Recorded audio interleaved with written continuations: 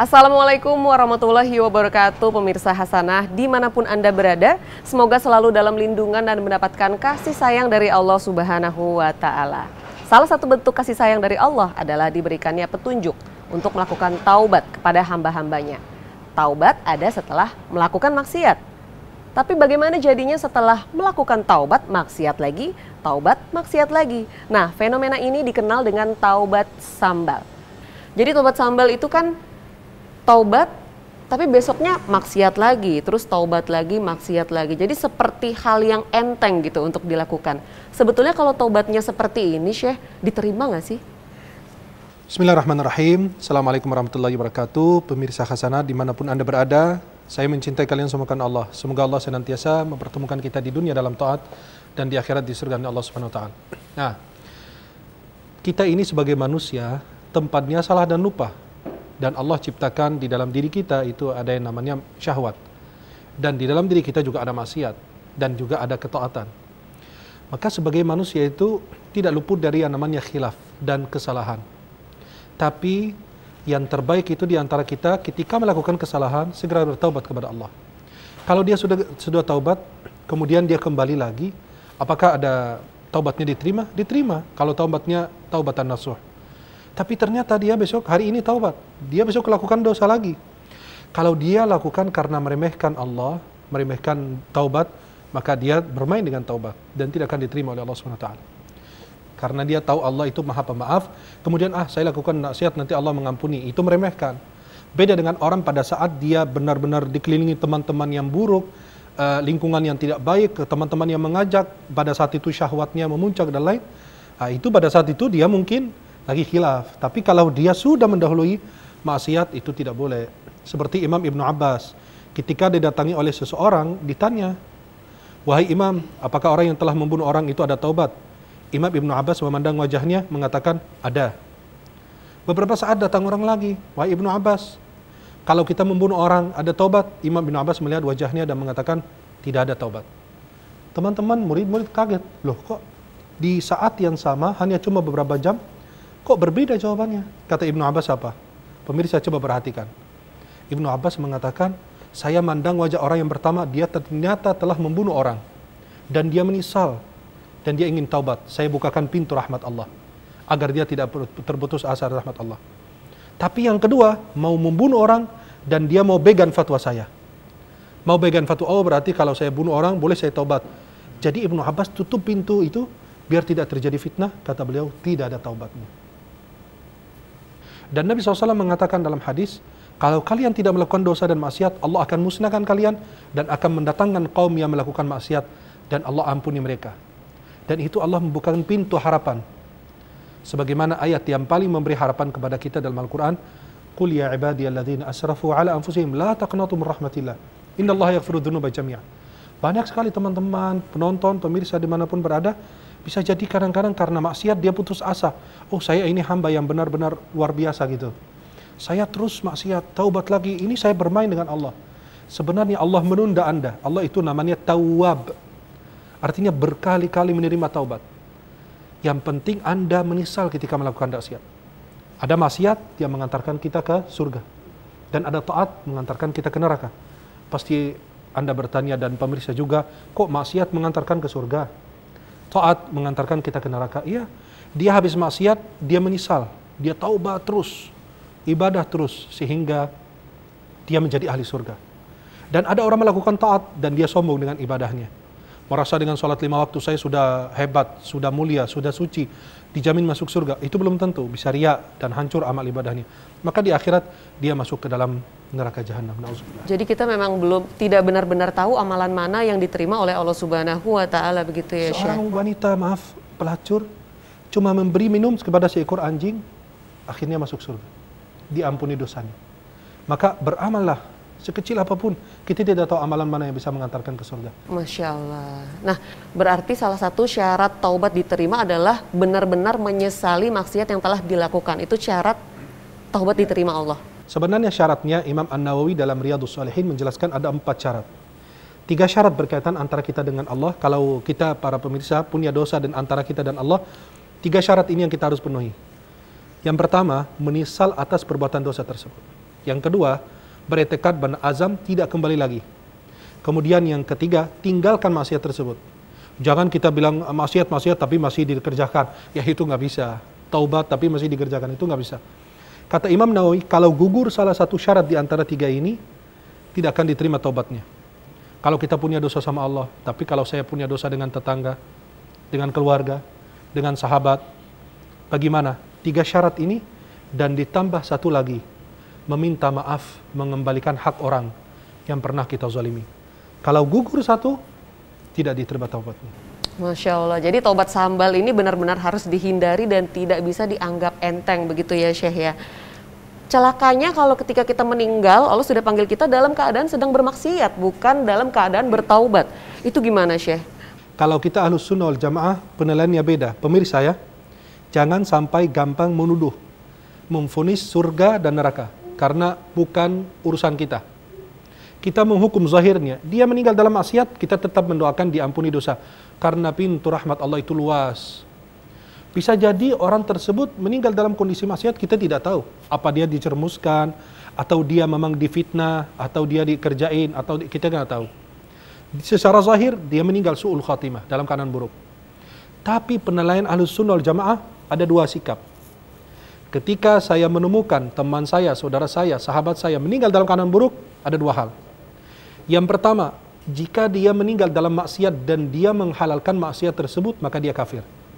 Artinya dia minum khamar, dia berzina, dalam keadaan zina. Dia bilang zina itu halal, itu kan kafir. Kenapa? Karena menghalalkan yang diharamkan Allah.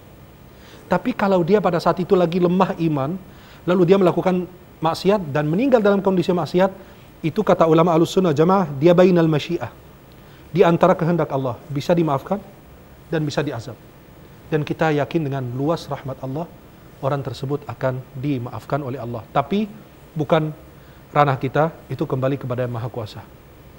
Masya Allah, semoga kita semua dapat berpulang kepada Allah Subhanahu Wa Taala dalam keadaan baik dan juga dalam keadaan Islam ya, Syekh. Amin amin ya rabbal alamin. Amin amin ya rabbal alamin. Nah Ustadz Faizar, ini kan kita juga kadang bingung gitu, kalau sudah bertaubat, ada aja gangguan atau godaan dari syaitan gitu kan, gangguan dari jin untuk ayo maksiat lagi, nanti taubat lagi, digoda lagi, godaannya mungkin jadi lebih berat gitu. Sebetulnya apa yang bisa kita lakukan supaya bisa terhindar dari gangguan tersebut? Yang pertama adalah untuk bisikan waswas ya, untuk menghindarkan diri dari bisikan waswas setan, seperti yang Allah firmankan dalam surat Fussilat, fa imma yanzaghannaka minasyaitani nazghun fasta'id billah innahu huwas samiul alim. Bacaannya, a'udzu billahi samil alimi minasyaitonir rajim min hamzihi wa nafthihi wa nafthihi. Aku berlindung kepada Allah dari setan yang terkutuk, dari hamas. Hamas artinya adalah kesurupan atau kematian yang disebabkan ulah-ulahnya jin. Kemudian nafakh, tiupannya mereka, ya. Nafath menurut para ulama dikatakan sebagai waswas, ya. Kemudian yang kedua adalah ya hayyu ya qayyum bi rahmatika astaghits aslih li sya'niya kullah wala takilni ila nafsi tarfata ain. Nah, kemudian yang ketiga, ini dalam hadis riwayat Imam Ahmad, dibaca setiap selesai sholat subuh di masjid, sholat jamaah untuk laki-laki. Bacaannya a'udzu billahil azim wa biwajhihil karim wa sultanihil qadim minasyaitonir rajim. Keutamaannya siapa yang baca itu, maka setan tidak akan bisa mendekatinya seharian itu. Ini jadi adalah 3 doa khusus untuk terhindar dari maksiat. Apakah ada lagi mungkin Syekh ingin menambahkan? Para pemirsa, coba bayangkan kita melewati di depan rumah orang. Terus ada seekor anjing yang dimiliki oleh tuan rumah tersebut di depan rumah, lalu mengganggu kita. Kalau saya ngambil batu, saya lempar, dia malah makin ganas. Akan mengganggu, bisa membahayakan. Tapi cara terbaik adalah memanggil tuan rumah agar dia mencegah anjing tersebut agar tidak mengganggu kita. Itulah walillahil mathalul a'la, begitu Allah. Anjing itu adalah syaitan. Dan pemilik alam semesta ini adalah Allah. Harus kita kembali kepada Allah, pemilik alam semesta. Dan yang bisa mengendalikan syaitan tersebut, jin tersebut yang membahayakan dan mengganggu, maka kita selalu meminta pertolongan Allah. Kalau Allah tidak menolong kita, nggak ada satupun hamba yang bisa menolong. Semoga Allah menjaga kita dari godaan Amin, syaitan. amin, ya Rabbal Alamin. Dan saya juga baru tahu ternyata ada beberapa doa yang khusus yang bisa menghindarkan kita dari maksiat. Semoga pemirsa Hasanah juga setelah ini bisa langsung mempraktekkan sesering mungkin setiap hari dibacakan terus doa-doa yang tadi sudah disampaikan Syekh dan juga Ustadz. Nah, kita akan kembali sesaat lagi pemirsa Hasanah yang masih ada pertanyaan bisa langsung tulis di kolom komentar Instagram @hasanah_t7. Sesaat lagi kita kembali lagi. Assalamualaikum warahmatullahi wabarakatuh. Nah, kembali lagi sekarang kita akan ada segmen interaktif bersama salah satu pemirsa yang saat ini kita sudah terhubung. Assalamualaikum Bu Wiwin. Waalaikumsalam warahmatullahi wabarakatuh, Mbak. Ibu Wiwin, silahkan, ada keluhan apa boleh diceritakan? Iya ini Mbak, akhir-akhir ini saya ada keluhan lagi Mbak. Ada yang datang masuk lagi terus Mbak. Itu selama saya udah di ruqyah sama Pak Ustadz, alhamdulillah mendingan. Tapi akhir-akhir ini datang lagi gangguan itu Mbak. Jadi selama ini sudah sering di ruqyah gitu ya Bu? Iya sudah sering malah. Sekarang kembali lagi gangguannya. Oke, baik. Iya, jadi kalau ada yang mau datang itu ada perasaan takut, galau atau itu kayak sesenggukan itu kayak mau nangis. Itu yang sering terjadi sama saya, Mbak. Baik. Nah, Ustadz Faizar bagaimana melihat kondisi yang tadi disampaikan oleh Ibu Wiwin ini? Ya, untuk Ibu Wiwin sendiri, pertama adalah dengan melatih jiwa untuk tidak reaktif dan tidak terlalu panik terhadap isyarat-isyarat yang sedang mulai muncul. Misalnya jinnya udah mulai mau masuk nih, tiba-tiba ada rasa takut atau ada rasa sedih, itu harus dilawan. Nah, cara melawannya bisa dengan cara masing-masing. Misalnya karena ketika seseorang pengen menghibur dirinya, masing-masing orang punya caranya sendiri-sendiri. Ada yang dengan jalan-jalan ke sawah, ada yang dengan berinteraksi dengan komunitasnya, ya, komunitas yang soleh atau soleha pastinya. Dan tentu yang menjadi keharusan bagi setiap kaum muslimin dan muslimah adalah dengan mendekat kepada Allah. Pertama dengan isti'adzah, ya. Isti'adzah adalah bacaan perlindungan. Kemudian dengan zikir-zikir yang disunahkan Nabi SAW. Bisa juga dengan membaca Al-Quran atau mendengarkan ayat-ayat Al-Quran melalui murotal. Berarti kalau beliau ini ke sawah, nggak ke ganggu jin? Wallahu a'lam bishawab. Itu hanya sebagian untuk mengalihkan, pokoknya mengalihkan supaya pikirannya itu tidak terfokus pada pancingan tukang santet ini. Atau lebih bagus mungkin beliau duduk baca Quran, banyak zikir, istighfar gitu. Kan takut ke sawah, ikut jinnya dari sawah juga kan. Malah jadi ikutinnya kemana-mana ya Syekh ya. Nah, tapi fenomena kerasukan ini Syekh mungkin bisa menambahkan, apakah ada kaitannya dengan mungkin kita banyak dosa, sehabis melakukan maksiat seperti itu ya. Syekh? Ibu Win, gimana kabarnya, sehat? Alhamdulillah sehat, tapi sekarang sejak tadi malam itu ada gangguan sedikit masuk ke tubuh saya, Ustaz. Ya, semoga Ibu Win dan semua pemirsa yang mengalami apa yang dialami beliau dalam keadaan sehat walafiat dan insya Allah senantiasa dilindungi oleh Allah Subhanahu Wa Taala.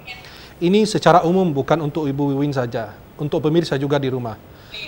Beliau ini atau kita pernah diruqyah berkali-kali kemudian belum ada kesembuhan. Yakin bahwa belum saatnya anak kita sembuh. Kenapa? Allah ingin mendekatkan kita kepadanya. Mungkin kalau ibu sembuh, bisa tidak sholat lagi, tidak ibadah lagi, bisa jadi. Kan orang berbeda-beda. Jangan jangan mensucikan diri sendiri.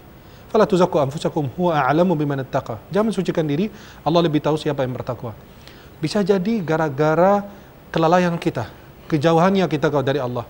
Jangan berpikir saya diruqyah sama Ustadz atau Ustadz Faizar atau guru-guru yang lain, kemudian jinnya langsung keluar. Itu nggak bisa. Peruqyah itu bukan menggunakan remote. Ayo keluar, langsung keluar. Itu nggak ada. Harus ada perjuangan dari kita. Ibu sudah diruqyah berapa kali. Pemirsa juga bisa jadi diruqyah berkali-kali, kemudian belum. Jangan berpikir Ustadznya itu hebat. Bukan. Kehebatan karena Allah Jalla Jalal. Itu Ustadz itu hanya perantara. Dari perjuangan kita. Kita kalau ke dokter dikasih resep, kemudian kita nggak minum obat teratur, percuma juga, nggak akan mendapatkan kesembuhan. Bisa jadi karena persoalan hidup kita. Bisa jadi karena dosa yang kita lakukan dan belum kita minta ampun kepada Allah. Bisa jadi itu semua menjadi penghalang. Turun hujan aja ada penghalangnya, dosa dan maksiat yang kita lakukan. Apalagi dengan jauhnya jin dari kita, bisa jadi karena maksiat kita kepada Allah, atau taubat kita yang belum begitu murni sempurna, kemudian atau kita memang belum rajin sholat tepat waktu, atau menjaga bacaan, zikir pagi petang, sholat malam, sholat hajat, sedekah, baca Quran dan lain sebagainya. Maka kita harus introspeksi diri kita. Kita harus evaluasi diri kita. Bisa jadi kita punya maksiat. Maaf, bagaimana kita diberikan kesembuhan kita sama orang tua aja durhaka? Bagaimana kita diberikan kesembuhan sama tetangga aja masih ada persoalan atau ada permusuhan? Nggak mungkin Allah berikan kesembuhan. Kenapa? Sesama diri kita aja. Kita belum yang disebut dengan belum damai dengan diri. Bagaimana kita mau didamaikan antara kita dan syaitan? Ya, maka saya berharap Ibu Wiwin bisa evaluasi diri, bisa banyak zikir, banyak sholat, banyak doa, dan insya Allah hal itu bisa pergi sendiri meninggalkan ibu, dan insya Allah pemirsa juga dimanapun berada yang mengalami hal demikian, kuatkan hati Anda, berjuang agar Anda menjauhi hal demikian dari diri Anda dengan banyak taat kepada Allah Subhanahu wa taala. Amin amin ya rabbal alamin. Nah, Syekh, berarti seperti yang tadi Syekh sampaikan, jadi jangan bergantung kepada ustadz. Bagaimana Ibu Wiwin, sudah terjawab? Insya Allah sudah terjawab ya. Insya Allah setelah ini semoga segera mendapat kesembuhan ya Ibu Wiwin. Terima kasih atas pertanyaannya Ibu Wiwin. Ya, assalamualaikum warahmatullahi wabarakatuh. Waalaikumsalam warahmatullahi wabarakatuh. Nah, Ustadz Faizar, berarti bagaimana kalau kasusnya ada yang mengalami kesurupan tapi di sekitar situ tidak ada Ustadz? Jadi pertolongan pertama untuk yang kesurupan seperti apa? Ya, bismillah. Kita bisa menyediakan air, nanti kita bacakan air, kemudian bisa diusapkan ke wajah. Oh, ini mau langsung dipraktekkan ya, Ustadz? Kita praktekkan aja. Terima kasih. Nah, ini segelas air ya. Bisa kita dekatkan ke mulut, cuma boleh didekatkan, boleh juga dicelupkan satu jari telunjuk kita di air ini. Hanya ujungnya, jangan semua, nanti asin. Habis pegang apa gitu kan? Kenapa? Habis pegang apa ya, Ustaz? Jadi seujung jari aja. Kita bacakan Al-Fatihah, Ayatul Kursi, dan 3 kul, Al-Ikhlas, Al-Falaq, dan An-Nas. Coba Ustadz, gimana cara mencelupkan jarinya biar pemirsa bisa? Nah, segini aja. Yang penting tersentuh Ujung. ke dalam airnya yang itu penting ya. Tersentuh. Oke. Berarti jari kita bukan jari orang. Iya, jari kita. Jari orang yang meruqyah. Ya. Kemudian nanti bisa juga dibacakan apa hasibtum annama khalaqnakum abathaw wa annakum ilaina la turja'un. Itu surat Al-Mu'minun ayat 115 sampai akhir 118. Dibacakan, kemudian bisa diminumkan atau kita teteskan ke tangan kita dan diusap di wajahnya. Itu pertolongan pertama. Itu insya Allah nanti efeknya akan seperti apa, Ustaz? Dia bisa merasakan kepanasan, bisa juga dia bangun. Ya. Sadar mau lagi gitu. Lebih ekstrim lagi nih, lebih cepat lagi, kita juga lihat kondisi ya. Kalau misalnya hidungnya tidak ada masalah, kita bisa teteskan hidung ini pakai sedotan. Namanya metode tas'id. Kalau kata Syekh Ali Murtadha Sayyid dalam kitabnya. Diteteskan ke hidung, secara otomatis dia akan sadar. Karena setan juga sering bermalam di rongga hidung manusia, di pangkal hidungnya, di khoisum. Ketika ini kena, kan panas itu dan pedih. Saat itu juga insya Allah yang sering kita coba, orang itu langsung bangun. Langsung bangun, tapi jangan langsung ke cara yang kedua ya, yang pertama dulu. Yang pertama dulu. Kemudian bisa juga dipencet di titik-titik, biasanya jin itu bersembunyi. Di sini, di belakang telinga, ya. Kemudian di bawah tulang selangka, di pusar, atau di bawahnya sedikit, di lutut, dan juga di jari manis kaki. Itu bisa dipencet sedikit aja, tek gitu aja. Apakah ada bacaan juga ketika sedang memencet? Tidak ada bacaan khusus, ada. tapi bisa baca Bismillahilladzi la yadurru ma'asmihi syai'un fil ardi wala fis samai wa wasamil alim. Ya, tapi kan gini, Ustadz, kalau nanti kan masyarakat ada yang bilang, saya nggak hafal ayat surat Al-Mu'minun, saya nggak pegang Quran. Ya gimana, harus saya cari Quran dulu apa gimana? Berarti bisa pakai surat Al-Fatihah atau ayat kursi, kan semua kita umum hafal kan masyarakat. Surat Al-Fatihah, bisa ayat kursi, Al-Ikhlas, Qul. Baca Al-Fatihah saja cukup. Atau Al-Ikhlas, Al-Falaq, An-Nas cukup. Ya, artinya kalau masyarakat kan kita kasih solusi kepada pemirsa, artinya kalau Anda kesulitan membaca ayat surat Al-Mu'minun, afahasibitum annama khalaqnakum abathan wa annakum ilaihi turja'un, kalau nggak ada yang hafal, jangan berkecil hati bahwa ada pengganti, ada ayat yang lain. Ayat kursi aja cukup. Al-Fatihah juga cukup. Al-Ikhlas, Al-Falaq, An-Nas, kemudian diusapkan ke wajahnya dan insya Allah beliau lebih tenang. Ya, bisa lebih tenang. Kemudian bisa ditiup telinganya. Sambil baca ayat kursi di telinga kanan kiri ditiup, begitu ya. Ini air juga selain di wajah di sini, di tengkuk. Efek dinginnya itu nanti insya Allah bisa meredakan orang yang kesurupan hebat. Banyak cara sebenarnya. Iya. Bisa diazanin di telinga kanan kiri bisa. Karena syaitan kan menjauh daripada azan. Maka bisa diazanin insya Allah. Ini berarti ilmu dasar sebagai pertolongan pertama ya, karena kan kita nggak pernah tahu gitu. Bahkan mungkin siapa saja bisa mendapati kondisi seperti ini dimanapun. Alhamdulillahirrabbilalamin. Terima kasih atas ilmunya Syekh dan juga Ustadz. Semoga pemirsa mendapatkan manfaat atas bincang-bincang kita hari ini. Sampai berjumpa di episode berikutnya. Wassalamualaikum warahmatullahi wabarakatuh.